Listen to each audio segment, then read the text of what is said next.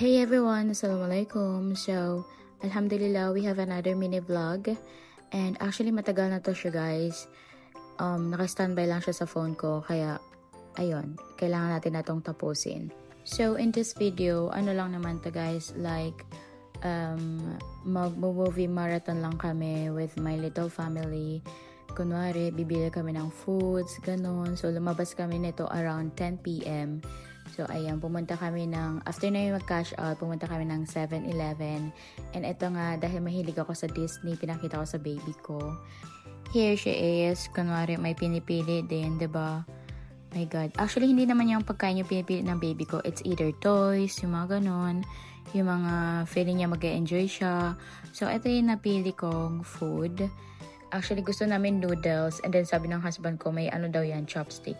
Pero nung niluto namin, wala naman siyang chopstick, guys. So, ayan, binalik pa ng baby ko yung chichirya na pinili niya.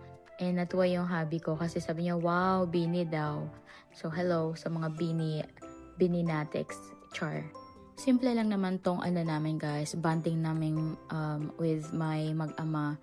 Ano to, guys, like, magmo-movie marathon, ayan, ganyan. Kasi nga, day off ko that time. So, na pag-isipan namin na what if magbabanding tayo tonight. So, ayan, after namin namili sa 7-Eleven, umalis na din kami at, ayan, bumalik na rin sa bahay.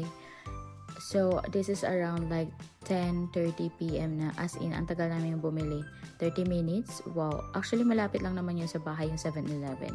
So, ayan, sabi ko sa husband ko, sige nga, video mo nga kami, kunwari, char. There's a time talaga na kailangan may family bonding din naman kayo. Hindi yung puro, ano na lang, higa-higa na lang, diba?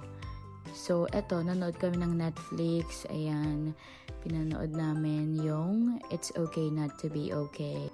Habang nanonood kami ng movie, yung husband ko yung taga-prepare ng food. Alam niyo why? It's because ayaw niya basta sa noodles guys, may gusto siyang timpla.